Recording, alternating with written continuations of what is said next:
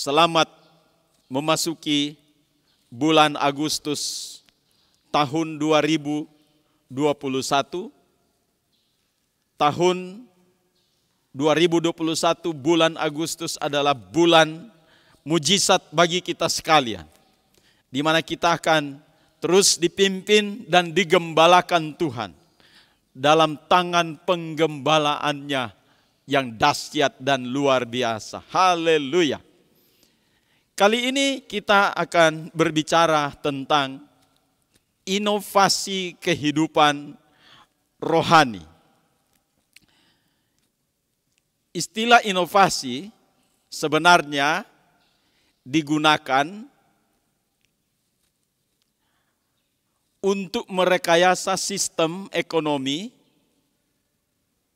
dengan kemajuan yang signifikan. Tujuan akhirnya adalah hasil yang maksimal tanpa membuang energi terlalu banyak.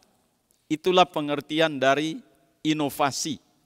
Sehingga orang-orang mengembangkan atau merekayasa sistem ekonomi itu dengan luar biasa, supaya hasilnya memuaskan dan hal-hal yang tidak perlu untuk membuang tenaga, ya, itu dilakukan sehingga hasil yang baik tanpa mengeluarkan energi. Muncullah satu pertanyaan, bagaimana memajukannya? Jadi mungkin saudara-saudara sekalian yang mendengarkan khotbah kali ini, ketika mendengarkan judul yang dibagikan, apa hubungannya dengan kehidupan rohani kita? Sebenarnya saya mengangkat istilah ini untuk satu gambaran yang penting, yaitu bagaimana kita memajukan dan bagaimana kita melakukannya itu tanpa dengan energi atau kita membuang hal-hal yang tidak penting. Kadangkala di dalam kehidupan ini, saudara-saudara sekalian, kita selalu terkutat pada satu perjalanan kehidupan yang begitu-begitu saja. Tanpa ada hal-hal yang signifikan, yang ada kemajuan, tapi tetap di situ saja, tetap di tempat. Ini namanya tidak berinovasi. Tapi mari kita membuang hal-hal yang tidak perlu di dalam hidup kita, dan kita terus maju di dalam satu sistem firman Tuhan yang dahsyat dan luar biasa. Saudaraku sekalian, timbul pertanyaan pada saat ini, bagaimana caranya memajukan kehidupan rohani kita?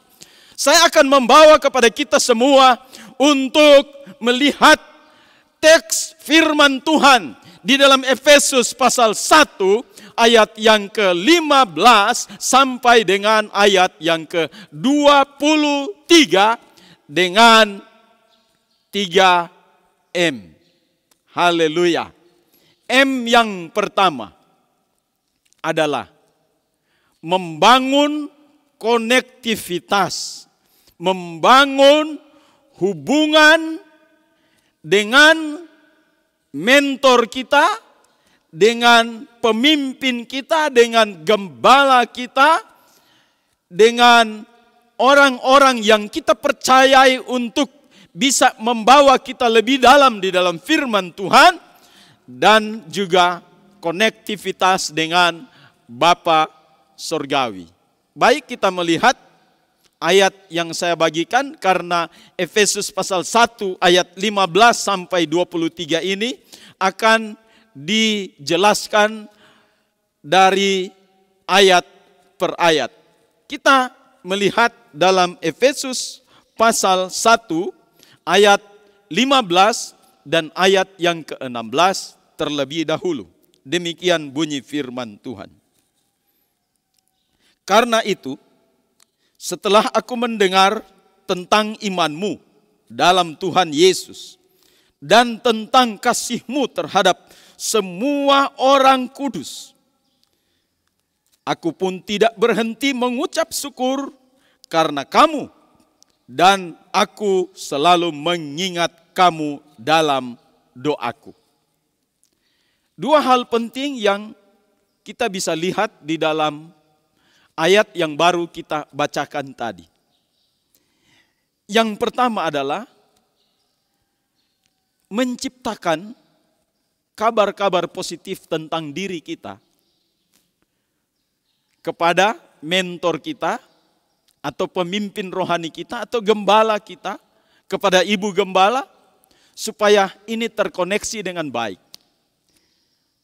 Artinya kita melakukan hal yang terbaik di dalam kehidupan, sehingga mentor, gembala, pemimpin kita mendengar bahwa ada satu kemajuan yang signifikan di dalam hidup kita. Mari kita berlomba-lomba. Firman Tuhan minggu lalu bahwa kita berlari-lari mencapai tujuan. Haleluya. Supaya para mentor kita, gembala, pemimpin kita, pemimpin rohani mendengar bahwa ada sesuatu yang luar biasa dalam hidup kita. Tidak mendengarkan cerita yang miring, tidak mendengarkan, ya. Jadi kita memberikan berita yang baik. Apalagi berita-berita hoaks yang kita berikan itu tidak bagus, saudara-saudara sekalian. Tapi marilah kita membenahi diri untuk kita memajukan ini. Dan apa yang terjadi? Kalau itu yang terjadi, saudara-saudara sekalian, maka ayat 16 berkata, aku pun tidak berhenti mengucap syukur karena kamu, dan aku selalu mengingat kamu dalam doaku. Haleluya. Mengingat dalam doa. Seorang murid, jika didengarkan ada kemajuan, itu membuat para mentor, para pemimpin, gembala untuk luar biasa selalu mendoakan. Terima kasih Tuhan. Dia mendoakan saudara untuk terus berada di dalam kemajuan saudara. Ya. Dalam Yakobus pasal 5 ayat 16b, di situ dikatakan bahwa doa orang benar, jika dengan yakin didoakan, sangat besar kuasanya. Ini mentor saudara yang mendoakan saudara. Pemimpin saudara yang mendoakan saudara. Gembala saudara, ibu gembala yang mendoakan saudara. Doa orang benar, jika dengan yakin didoakan, sangat besar kuasanya. Maka akan terjadi satu kemajuan yang signifikan. Mari kita berinovasi dalam kehidupan rohani kita sehingga terjadi satu kemajuan yang signifikan. Haleluya. M yang kedua adalah mengenal Dia dengan benar dengan menggunakan hikmat, roh hikmat dan wahyu. Dua bagian penting yang luar biasa ini kita akan melihat. Jadi Kristus akan dikenal dengan roh hikmat. Dalam teks aslinya di situ dikatakan ya, pneuma sophias. Pneuma sophias ini adalah hikmat Allah yang sangat powerful. Hikmat Allah yang memiliki kekuatan yang luar biasa. Yang tiada tandingannya, saudara-saudara sekalian. Baik, kita bisa melihat ayat-ayat referensinya itu. Kalau kita membaca di dalam Lukas pasal 2 ayat yang ke-52. Ya, ini hikmat Allah yang luar biasa, yang powerful, ya, yang luar biasa. Dikatakan begini, dan Yesus makin bertambah besar dan bertambah hikmatnya dan besarnya dan makin dikasihi oleh Allah dan manusia. Jadi kita melihat bahwa Yesus bertumbuh di dalam hikmat. Semakin besar, semakin dikasihi oleh Allah dan manusia. Kita juga melihat ayat yang kedua di dalam Roma pasal 16 ayat yang ke-17. Demikian bunyinya. Bagi Dia satu-satunya Allah yang penuh hikmat, oleh Yesus Kristus segala kemuliaan sampai selama-lamanya. Kita bicara tentang hikmat Allah. Kita juga bisa lihat di dalam 1 Korintus pasal yang pertama ayat yang ke-24 dan juga ayat yang ke-30.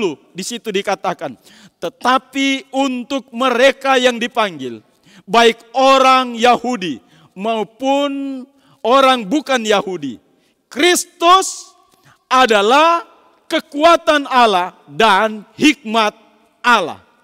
Saudara-saudara sekalian. Dan juga itu dicatat di dalam 1 Korintus pasal yang kedua ayat yang ke-7, ya.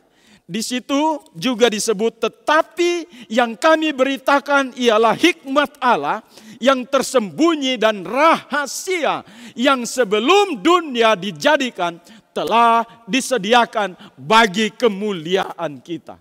Haleluya. Juga disebut di dalam Efesus pasal 3 ayat yang ke-10. Saudara-saudara sekalian, supaya sekarang oleh jemaat diberitahukan pelbagai ragam hikmat Allah kepada pemerintah-pemerintah dan penguasa-penguasa di sorga. Haleluya. Dan juga disebut di dalam Kolose pasal 3 ayat yang ke-16.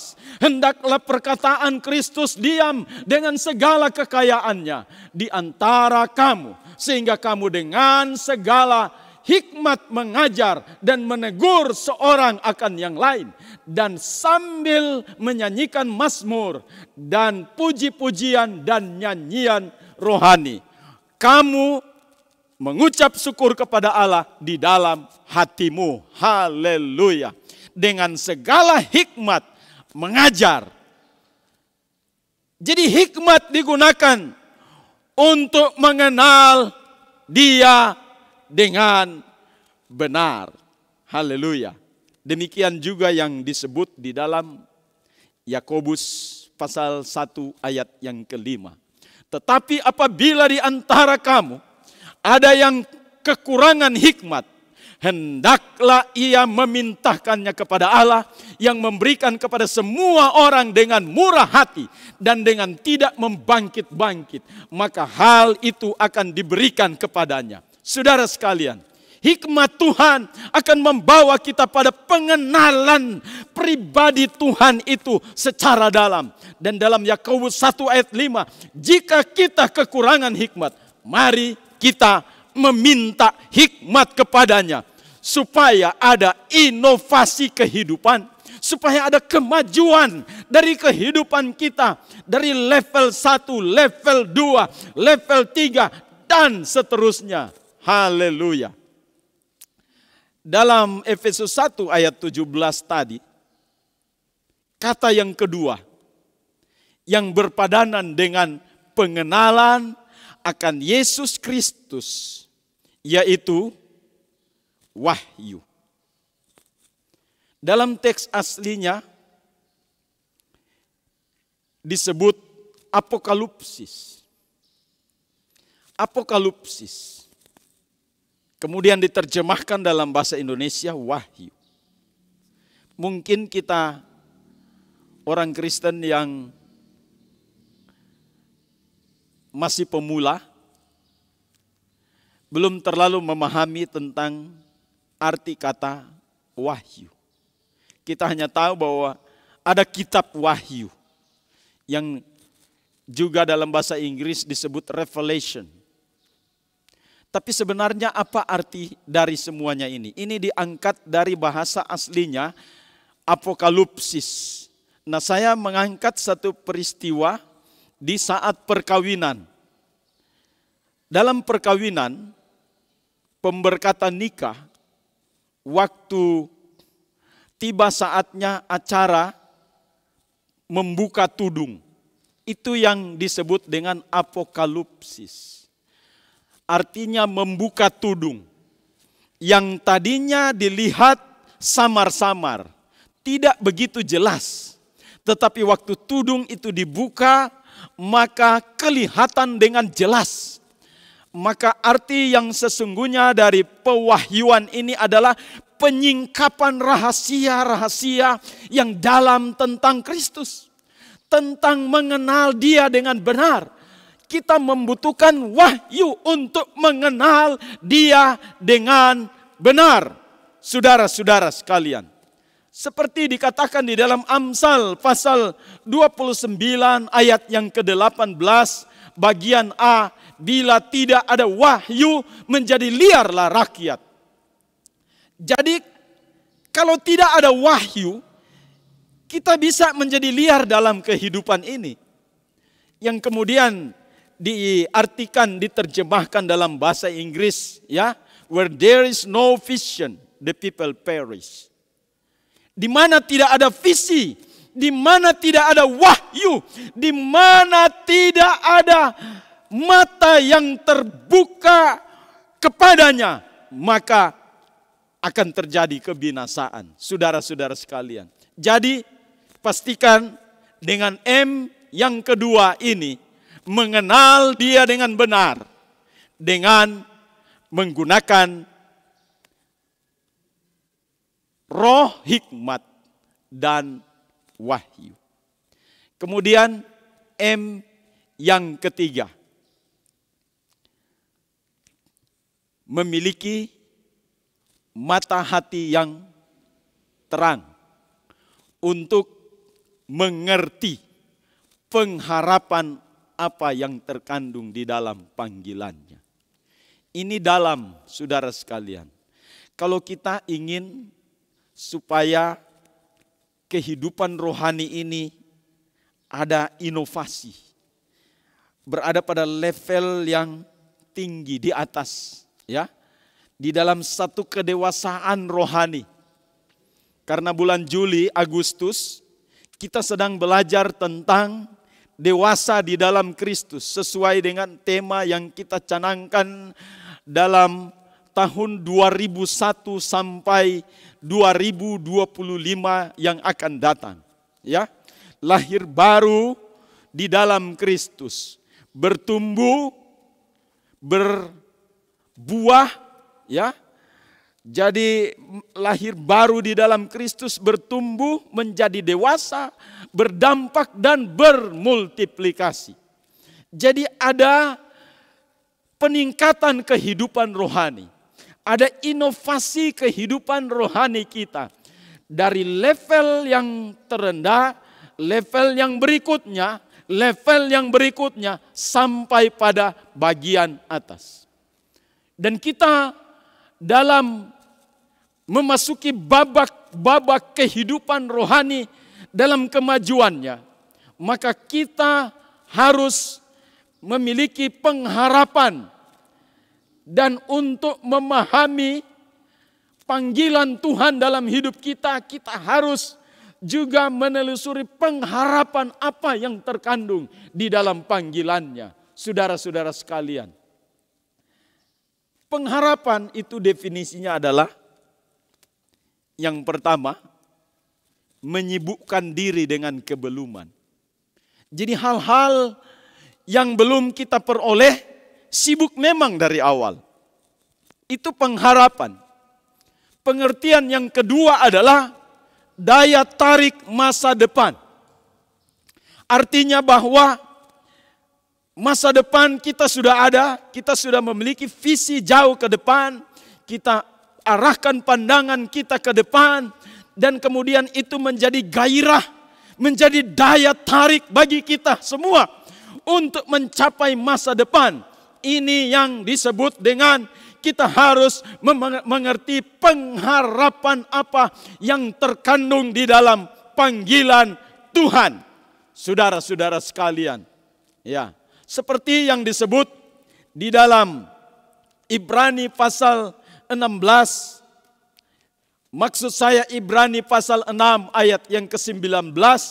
Di situ dikatakan pengharapan itu adalah sauh yang kuat dan aman bagi jiwa kita yang telah dilabuhkan sampai ke belakang tabir. Jadi itulah pengharapan. Seperti jangkar, seperti sauh yang kuat ketika dilabuhkan, ketika dilemparkan, maka sauh itu akan tertambat dalam satu panggilan surgawi, dalam satu panggilan Kristus bagi kita, dan kita akan terus tertuju kepadanya. Kita akan melihat perkara-perkara yang dahsyat dan luar biasa yang Tuhan nyatakan di dalam hidup kita. Aman bagi jiwa kita. Saudara-saudara sekalian, jadi mari kita terus berinovasi di dalam kehidupan rohani kita, supaya kita melihat perkara-perkara yang dahsyat dan luar biasa yang Tuhan nyatakan di dalam kehidupan kita semuanya. Haleluya, haleluya. Dan akhirnya, saudara-saudara sekalian, dalam uraian tadi kita bisa melihatnya itu di dalam Efesus pasal 1 ayat 18 sampai dengan ayat yang ke-21. Dengan apa yang sudah kita bicarakan tadi, Efesus 1 ayat 18 sampai 21. Dan supaya ia menjadikan mata hatimu terang, agar kamu mengerti pengharapan apakah yang terkandung di dalam. Agar kamu mengerti pengharapan apakah yang terkandung dalam panggilannya. Betapa kayanya kemuliaan bagian yang ditentukannya bagi orang-orang kudus.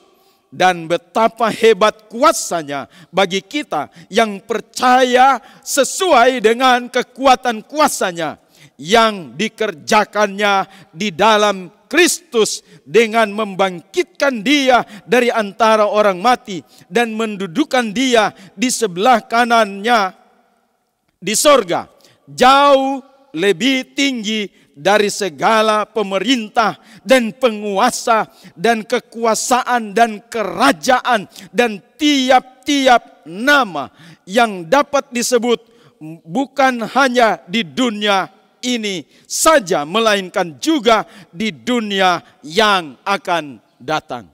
Haleluya. Jadi kita harus memiliki pengharapan, ya, dengan mata hati yang terbuka, supaya kita bisa melihat jauh ke depan. Haleluya. Jadi semuanya ini bicara tentang bagaimana kita fokus pandangan kita di masa yang akan datang. Dalam kesimpulan khotbah pada kesempatan ini, saudara-saudara sekalian, itu dinyatakan di dalam ayat yang terakhir, dalam ayat 22 sampai dengan ayat yang ke-23, demikian bunyinya. Dan segala sesuatu telah diletakkannya di bawah kaki Kristus, dan dia telah diberikannya kepada jemaat sebagai kepala dari segala yang ada. Jemaat yang adalah tubuhnya, yaitu kepenuhan dia yang memenuhi semuanya dan segala sesuatu. Jadi sebenarnya hari ini saya sedang berbicara tentang memajukan kehidupan rohani. Tidak kita dapatkan dalam sistem yang kita buat atau sistem yang orang lain buat. Tidak kita dapatkan dalam satu sistem yang direkayasa oleh akal budi kita manusia untuk memajukan kehidupan rohani. Tetapi firman Tuhan datang hari ini bahwa untuk kemajuan kehidupan rohani yang signifikan hanya bisa dikendalikan oleh satu kekuatan, oleh satu kasih yang murni yang datang dari Yesus Kristus Tuhan kita. Kiranya hari ini kita akan mendapatkan hal yang terbaik dalam pemahaman firman ini, bahwa sesungguhnya kita sedang berbicara. It is not about me. It is not about you. It is not about them. It is not about us. But it's all about Jesus. Haleluya. Kita sedang berbicara. Ini bukan tentang aku. Ini bukan tentang saudara. Ini bukan tentang mereka. Ini bukan tentang kami. Tetapi ini semuanya hanya untuk kemuliaan Tuhan Yesus saja. Tempatkan diri saudara. Ketika saudara ingin mendapatkan kemajuan yang signifikan di dalam rohani saudara, bawa dirimu, bawa hatimu hanya kepada Yesus saja. Tidak ada yang lain. Haleluya, haleluya. Kasihnya sempurna. Kita memulai bulan Agustus ini dengan mengambil bagian di dalam tubuh dan darah Yesus. Dimanapun saudara berada pada hari ini, pastikan diri saudara bahwa bulan Agustus adalah bulan mujizat bagi saudara. Termasuk mujizat dalam pertumbuhan iman saudara. Next level di dalam kemuliaannya. Dalam bagian menjadi tubuhnya, kita sama-sama bertumbuh di dalam iman kepada Tuhan. Haleluya, haleluya, haleluya. Puji Tuhan. Hanya kasih-Nya yang bisa membawa kita saat ini. Haleluya, haleluya.